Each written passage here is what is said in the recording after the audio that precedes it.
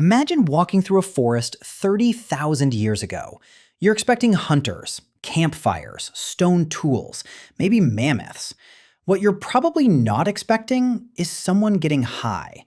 Yet long before pharmacies, long before chemistry, long before anyone understood what a neurotransmitter was, humans were already changing the way their minds worked. Which raises a fascinating question. How? How did the very first person discover that a certain leaf, a certain mushroom, or a certain flower could completely alter reality? After all, nature doesn't come with warning labels. Nobody handed prehistoric humans a field guide saying, this plant is safe, this one will help with pain, this one will make you hallucinate for 6 hours. Every discovery came with enormous risk. Eat the wrong berry, you die. Chew the wrong root, you die. Drink the wrong sap, you die. So why would anyone keep experimenting? The answer is surprisingly simple. Because humans had no choice. For almost all of our history, every meal, every medicine, every tool came directly from nature. If you wanted to survive, you had to become an expert in plants. Some cured wounds, some reduced fever, some stopped infections, some tasted terrible but kept people alive. And eventually, people discovered that a few plants did something completely different. They didn't just heal the body, they changed the mind.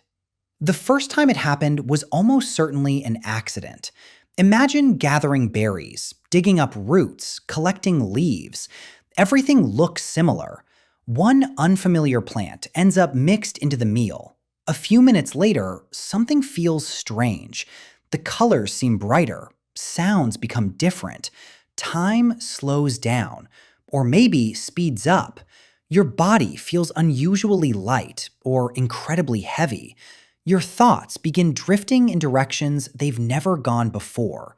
You don't know what's happening. You have no words for it, no concept of intoxication, no idea what a psychoactive substance is. You're simply experiencing something completely new. Maybe it's terrifying. Maybe it's beautiful. Maybe it's both. If you survive, you remember. Humans are exceptionally good at remembering experiences that are emotionally intense, especially unusual ones. The next season, you find the same plant again. This time, you recognize it. Curiosity takes over. What happens if I eat less? What happens if I eat more?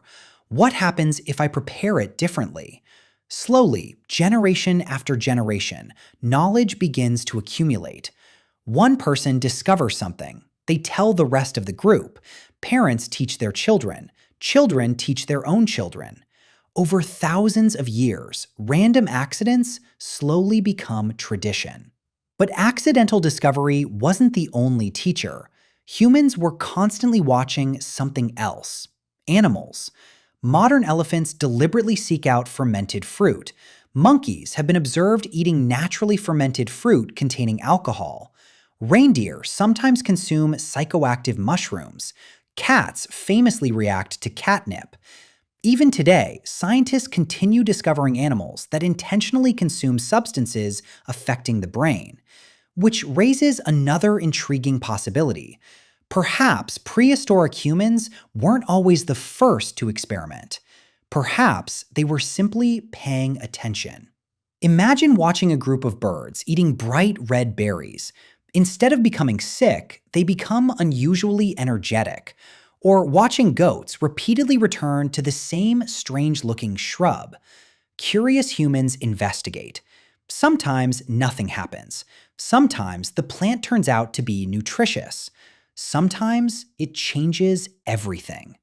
This process probably repeated thousands of times across countless generations. Most discoveries led nowhere. Some led to food. Others led to medicine. A very small number led somewhere entirely unexpected. Because the remarkable thing about psychoactive plants is that they didn't evolve for humans. Cannabis wasn't trying to help people relax. Magic mushrooms weren't trying to produce spiritual experiences. Plants evolve these chemicals as weapons. Many compounds discourage insects, others protect against fungi. Some are simply toxic defenses against hungry animals. Humans just happen to possess nervous systems capable of reacting to them. In other words, our ancestors weren't searching for drugs, they were searching for survival. The drugs found them. And once they did, human history would never quite be the same. Eventually, humans stopped merely stumbling across psychoactive plants. They started seeking them out. Some were used before hunting, some before battle, others during healing rituals, and some simply because people wanted to experience something beyond ordinary life. One of the oldest examples may be cannabis. Archaeological evidence suggests humans have been interacting with cannabis for thousands of years. Not necessarily by smoking it at first. Early people likely valued the plant for its strong fibers, nutritious seeds, and medicinal properties, long before they discovered its psychoactive effects. The same plant that made rope could also change consciousness. Then there were mushrooms. Unlike cannabis, many psychedelic mushrooms appear almost overnight after rainfall. A hunter gathering food could easily mistake one species for another. Sometimes, the mistake became a discovery. Imagine returning to camp after eating a strange mushroom. You begin laughing uncontrollably. The fire seems brighter. The stars feel impossibly close. The people around you seem somehow connected.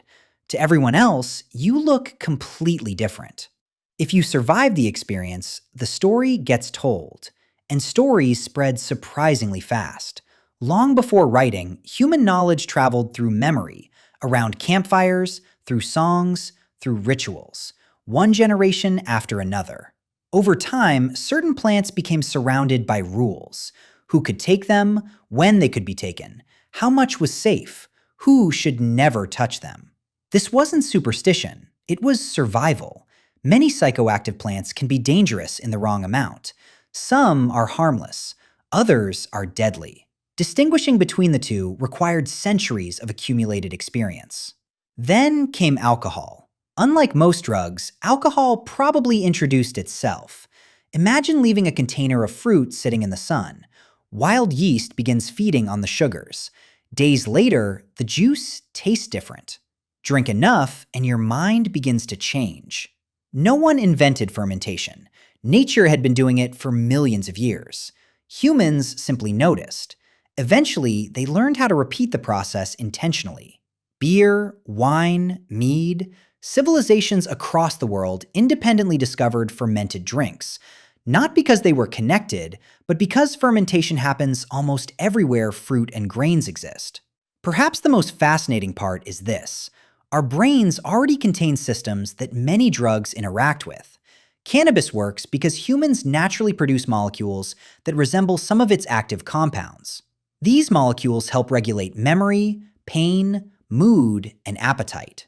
The plant didn't evolve for us, yet somehow it fits receptors that already existed inside our brains. The same pattern appears again and again throughout nature, which explains something surprising. Humans aren't the only species that seek altered states. Elephants sometimes eat fermented fruit. Dolphins have been observed passing around pufferfish that release mild toxins. Jaguars chew vines that appear to have psychoactive properties. Even insects occasionally consume fermented fruit. The desire to alter consciousness may be far older than humanity itself. So why did ancient humans discover drugs? For the same reason they discovered almost everything else. They were endlessly curious. Every unfamiliar plant represented both danger and opportunity. Most became food. Some became medicine. A tiny number became something far stranger, a doorway into a different state of mind. The remarkable thing isn't that ancient humans experimented. Experimentation is how our species survived. The remarkable thing is that among millions of plants on Earth, they gradually identified the handful capable of changing consciousness itself. Not through laboratories, not through chemistry, but through thousands of years of careful observation, shared knowledge, countless mistakes, and an endless curiosity about the natural world.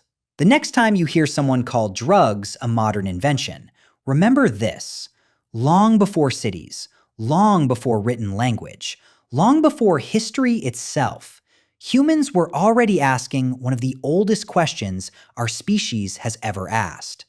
What happens if I eat this?